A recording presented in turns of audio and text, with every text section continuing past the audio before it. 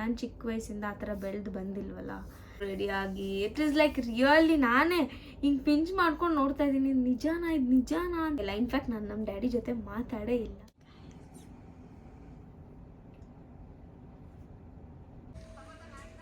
ಸಮಾಧಾನ.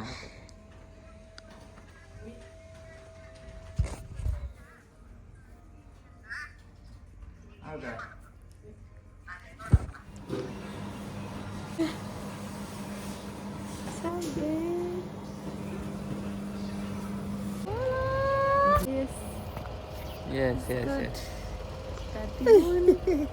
Thank you, Victoria.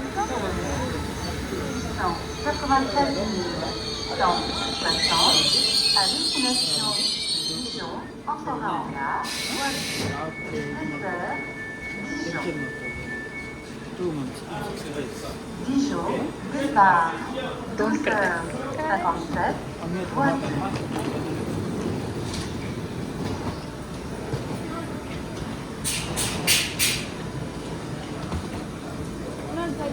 Bye bye uncle. ಈ ಕಡೆ ಹೋಗ್ಬಿಟ್ಟು ಹಿಂಗ್ ಕೂತ್ಕೋ. Go safe uncle. Go safe. Call us once you reach so easily.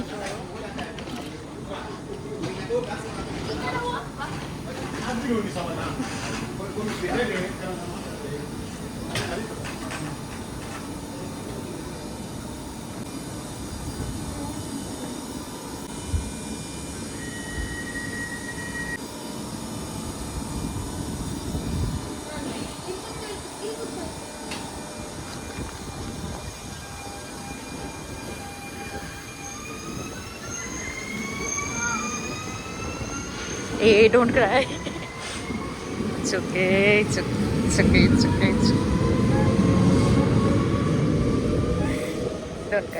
Don't cry. Thank you.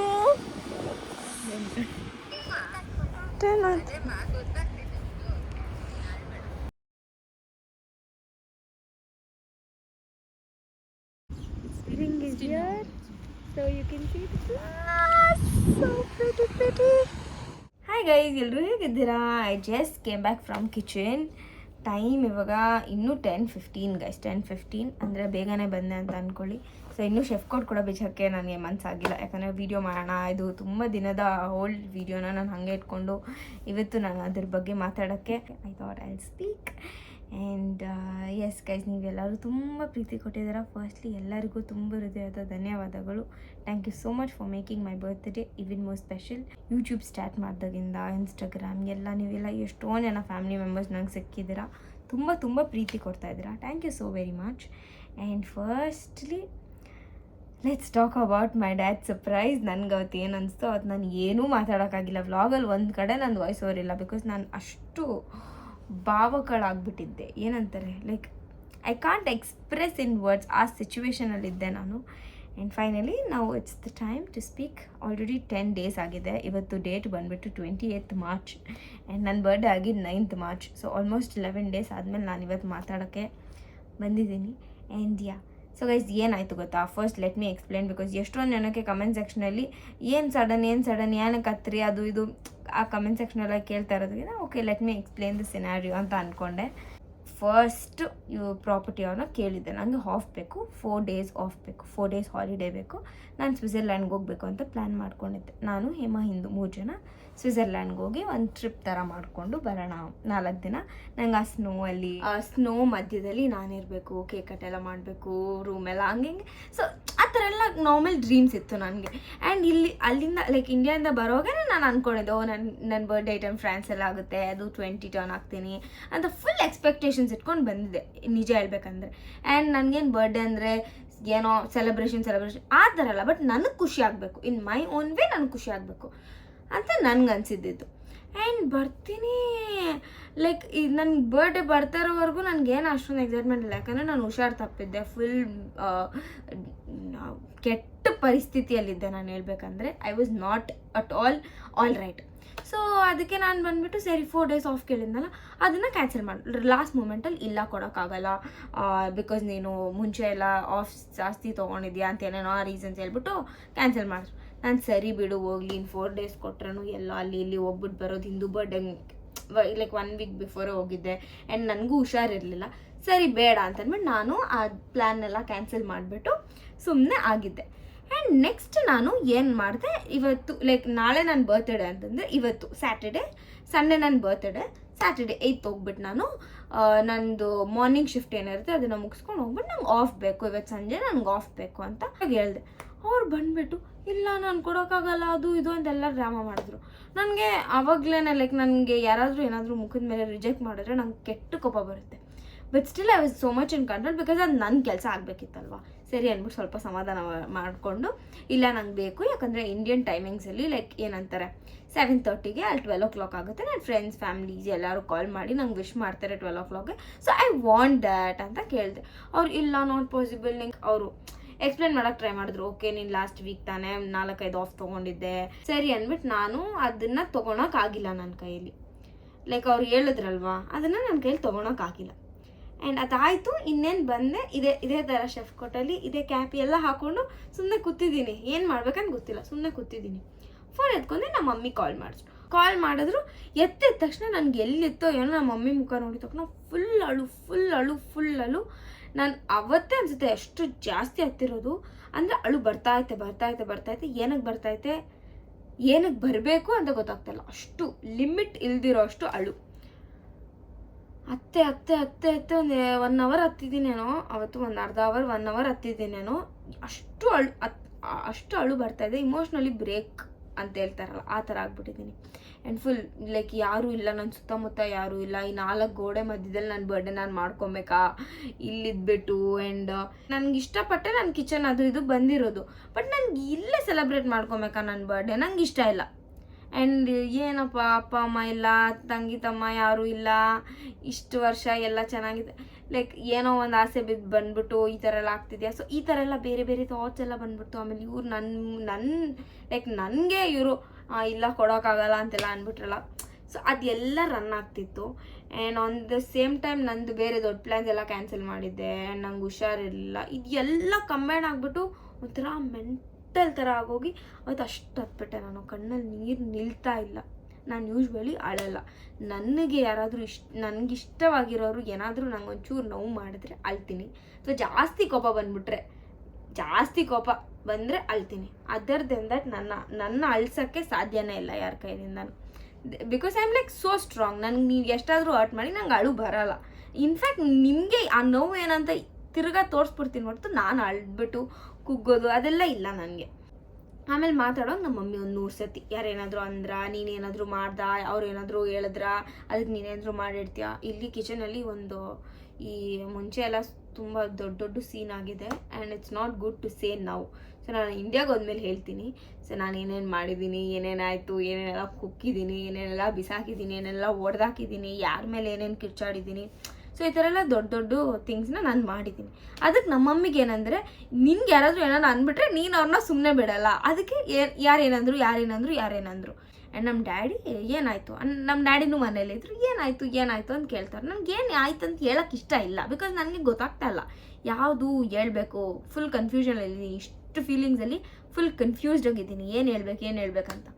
And ಆವಾಗ ಇಲ್ಲಪ್ಪ ಏನಿಲ್ಲ ಅಂತಂದ್ಬಿಟ್ಟು ಸರಿ ಏನಿಲ್ಲ ಅಂತ ಅಂದ್ಬಿಟ್ಟು ಕಟ್ ಮಾಡಿದ್ಮೇಲೆ ಆಮೇಲೆ ನೀವು ವ್ಲಾಗಲ್ಲೆಲ್ಲ ನೋಡಿದ್ದೀರ.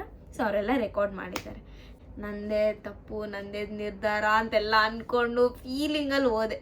ಕಿಚನ್ಗೆ ಎಲ್ಲ ಹೋಗ್ಬಿಟ್ಟು ಆಮೇಲೆ ನೆಕ್ಸ್ಟ್ ಡೇ ಆಮೇಲೆ ಮಿಡ್ನೈಟ್ ಅದು ಇದು ಬಂದರು, ಎಲ್ಲರೂ ವಿಶ್ ಮಾಡಿದ್ರು. Till then it was nice. And ನಾನು ಹಿಂಗೆ ಸಡನ್ನಾಗಿ ಕುಗ್ಬಿಟ್ಟು ಅಳ್ತಾ ಇದ್ರೆ ನಮ್ಮ ಡ್ಯಾಡಿಗೆ ಅದು ನೋಡೋಕ್ಕಾಗಿಲ್ಲ, ನಮ್ಮ ಮಮ್ಮಿಗೂ ಅದು ನೋಡೋಕ್ಕಾಗಿಲ್ಲ.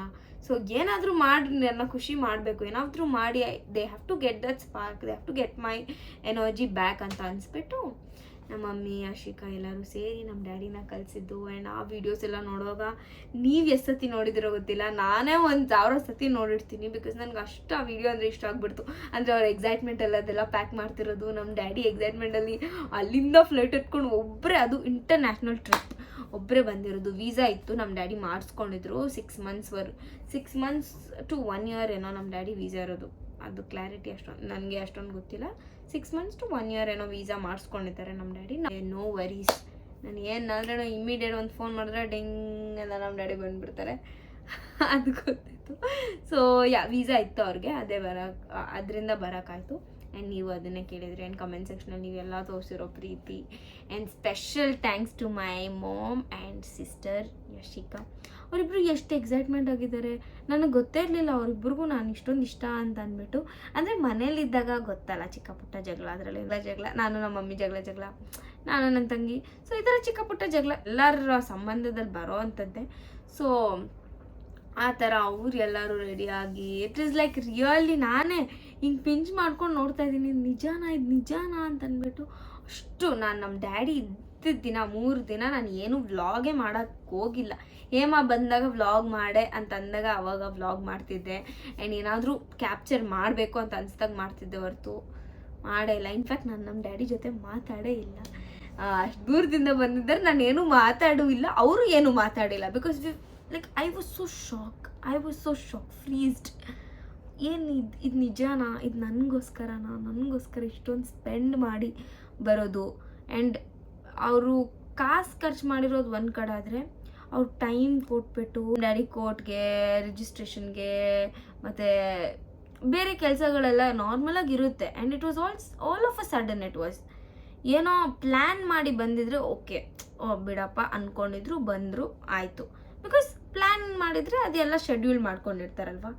ಏನಿಲ್ಲ, all of a sudden it just happen like ಅಂತ ಆಯ್ತಲ್ಲ. So that was like really shocking, tremendous surprise. ಇದು ನನ್ನ ಬೆಸ್ಟ್ ಬರ್ತ್ಡೇ, ನನ್ನ ಲೈಫಲ್ಲಿ ಬೆಸ್ಟ್ ಬರ್ತ್ಡೇ ಅಂದರೆ this would be just one day ಆಗೋ. ನಾನು ಒಂದು ಕಣ್ಣೀರಿನ ಬೆಲೆ ಆಫ್ಕೋರ್ಸ್ ಲೈಕ್ ಡೆಫಿನೆಟ್ಲಿ ಎಸ್, ನಮ್ಮ ಮಮ್ಮಿ ಹೇಳ್ದಂಗೆ ನನ್ನ ಕಣ್ಣೀರಿನ ಬೆಳೆ ತುಂಬ ತುಂಬ ತುಂಬ ಖುಷಿಯಾದ ದಿನ. ಆ್ಯಂಡ್ ಲೈಕ್ ಬೇರೆ ಯಾರು ಬಂದಿರೋ ನಾನು ಅಷ್ಟು ಖುಷಿ ಪಡ್ತಿದ್ನೋ ಇಲ್ಲ, ನಮ್ಮ ಅಪ್ಪ ಬಂದ್ಬಿಟ್ರು, full happy. And thank you mummy, Yashika, thank you. ಏನು ಹೇಳ್ಬೇಕಂತ ನನಗೆ ಗೊತ್ತಾಗಲ್ಲ. ಅಷ್ಟೊಂದು ಲೈಕ್ ಇಷ್ಟೊಂದು ದೊಡ್ಡದು ನಾನು ಡಿಸರ್ವ್ ಮಾಡ್ತೀನೋ ಇಲ್ಲೋ. But thank you so much. ಇಲ್ಲಿ ತುಂಬ ಕಷ್ಟ ಸುಖ ಎರಡೂ ಕಂಡಿದ್ದೀನಿ. ಬದುಕಲ್ಲದೆಲ್ಲ ಇರಬೇಕೋ ಏನೋ ಗೊತ್ತಿಲ್ಲ. ಬಟ್ ನಾನು ಚಿಕ್ಕ ವಯಸ್ಸಿಂದ ಆ ಥರ ಬೆಳೆದು ಬಂದಿಲ್ವಲ್ಲ. ಇವಾಗ ಸಡನ್ನಾಗಿ ಎಲ್ಲ ಚೇಂಜ್ ಆಗಿಬಿಟ್ಟಾಗ ಆ ಫೀಲ್ ಇರುತ್ತಲ್ಲ ಹೇಳೋಕ್ಕಾಗಲ್ಲ ಬಾಯಲ್ಲಿ. ಎಕ್ಸ್ಪೀರಿಯನ್ಸ್ ಮಾಡಿ ನೋಡಬೇಕು. Experiencing the reality hits so hard. ನಾನು ಯೂಶ್ವಲಿ ಯಾವ ಮೂವಿ ಅದು ಇದು ನೋಡೋ ಕೂಡ ನನಗೇನು ಇಮೋಷ್ನಲ್ ಮೂವಿ, ಏನೋ ಫುಲ್ ಇಮೋಷ್ನಲ್, ಯಾರೋ ಸತ್ತೋಗ್ತಿದ್ದಾರೆ ಅಂಥ ಮೂವಿ ನೋಡಿದಾಗ ಕೂಡ ನನಗೆ ಅಳು ಬರಲ್ಲ. ಬಿಕಾಸ್ ನನಗೆ ಆ ಥರ ಅಷ್ಟೊಂದು ಸೆಂಟಿಮೆಂಟ್ ಅದು ಇದು ಅದೆಲ್ಲ ಸೀನೆಲ್ಲ ಇಲ್ಲ ನನಗೆ. ಆ್ಯಂಡ್ ಕೆಲವೊಂದು ವಿಚಾರದಲ್ಲಿ ಐ ಬಿಕೇಮ್ ವೆರಿ ವೀಕ್ ಅಂತ ಅನಿಸ್ತು. I personally became very weak. And now I'm back. Spoorthi is ready to rock. And ಆ ಥರ ಇದ್ದೀನಿ ನಾನು ಇವಾಗ. ಸೊ ಆ ಸಿಚುವೇಶನ್ಸ್ ಹಂಗಿತ್ತು, ನಂಗೆ ಅದು ನೆನ್ಪು ಮಾಡ್ಕೊಳಕ್ಕೆ. That is how it was. And it was a memorable birthday, best birthday. ನನಗೆಲ್ಲರೂ ವೀಡಿಯೋಸ್ ಮಾಡಿ ಎಲ್ಲ ವಿಶ್ ಮಾಡಿದ್ದಾರಲ್ಲ ಅವ್ರಿಗೆಲ್ಲ ಥ್ಯಾಂಕ್ ಯು. ಇನ್ಸ್ಟಾಗ್ರಾಮಲ್ಲಿ ಪ್ಯಾರಾಗ್ರಾಫ್ ಮೆಸೇಜಸ್, ಎಷ್ಟು ಉದ್ದುದ್ದ ಪ್ಯಾರಾಗ್ರಾಫ್ ಅಂದರೆ ನನಗೆ ಓದಿ ಸಾಕಾಗೋಗುತ್ತೆ. ಕಮೆಂಟ್ಸ್ ಓದ್ಲಾ, ನಿಮ್ಮದು ಇನ್ಸ್ಟಾಗ್ರಾಮ್ DMs ಓದ್ಲಾ, ನೀವೆಲ್ಲರೂ ಸ್ಟೋರಿಯಲ್ಲಿ ಮೆನ್ಷನ್ ಮಾಡಿರ್ತೀರಾ. ಇಷ್ಟೊಂದು ಪ್ರೀತಿ ನಾನು ನಿಜವಾಗ್ಲೂ ಡಿಸರ್ವ್ ಮಾಡ್ತೀನಾ ಅಂತ ಅನಿಸುತ್ತೆ. Thank you so very much. ಒಬ್ಬೊಬ್ಬರಿಗೂ ತುಂಬ ಹೃದಯದ ಧನ್ಯವಾದಗಳು. Thank you so much guys. Thank you mummy Yashika, thank you mummy Yashika. ಅವರಿಬ್ಬರೇ ನಮ್ಮ ಡ್ಯಾಡಿನ ಪುಷ್ ಮಾಡಿ ಇಷ್ಟು ದೂರ ಒಬ್ಬರನ್ನೇ ಕಳಿಸಿರೋದು. Flying to international all alone is ಯಾವುದೇನೋ ಸೋಲೋ ಟ್ರಿಪ್ ಅದು ಇದು ಅಂತೆಲ್ಲ ಹೇಳ್ತೀರಾ. ಸೋಲೋ ಟ್ರಿಪ್ ಅದು ಇದು ಏನಂತ ನನಗೆ ಎಕ್ಸ್ಪೀರಿಯೆನ್ಸ್ ಆಗಿ ನಂಗೆ ಗೊತ್ತಾಗಿದೆ. It's not easy anyway. And ಭಾಷೆ ಬರ್ತಿದ್ದೂರು ಏನು ಬರುತ್ತಿಲ್ಲ, ಏನು ಭಾಷೆನೂ ಬರೋಲ್ಲ. ಇಲ್ಲಿ ಫ್ರೆಂಚ್ ಮಾತಾಡಬೇಕು ಅಂಥದ್ರಲ್ಲಿ. ಆ್ಯಂಡ್ ಇದೊಂದು ಹೇಳ್ಬೇಕು ಗೈಸ್, ನಮ್ಮ ಡ್ಯಾಡಿ ಅಲ್ಲಿಂದ ಲೈಕ್ ಪ್ಯಾರಿಸ್ ಏರ್ಪೋರ್ಟಿಂದ ನಾನಿರೋ ಜಾಗಕ್ಕೆ ಬರೋಕ್ಕೆ 550 euros, 50,000 ಪ್ಲಸ್ ಆಗುತ್ತೆ. 50,000 ಖರ್ಚು ಮಾಡಿಕೊಂಡು ಬಂದಿರೋದು. ಅಲ್ಲಿಂದ ನನ್ನ ನೋಡೋಕ್ಕೆ 3 hour. ಟ್ರೈನಲ್ಲಿ 2,000 ಕೊಟ್ಟಿದ್ರೆ ಆರಾಮಾಗಿ ಬರ್ಬೋದಾಗಿ. ನಮ್ಮ ಡ್ಯಾಡಿಗೆ ಐಡಿಯಾ ಇಲ್ಲ, ಏನಿಲ್ಲ, 50,000 ಕೊಟ್ಟು ಬಂದವ್ರೆ. But I am so happy. ನನಗೆ ನಾನು ಆ 3 ದಿನವೂ ಸಖತ್ ಹತ್ತಿದ್ದೀನಿ. ನಿಜಾನ ಅಂತ ಅಂದ್ಕೊಂಡು ಏನೋ ಒಂಥರ ಫೀಲಿಂಗ್ ಅದು. ಒಂಥರ like very different kind of feeling. And ನಿಮಗೆಲ್ಲ ಪ್ರತಿ ಒಂದೊಂದು ಮೆಸೇಜ್ ಕೂಡ ನಾನು ನೋಡಿದ್ದೀನಿ, ನನಗೆ ತುಂಬ ಖುಷಿಯಾಗಿದೆ. You guys really mean a lot to me. Thank you guys, thank for watching this vlog also till end.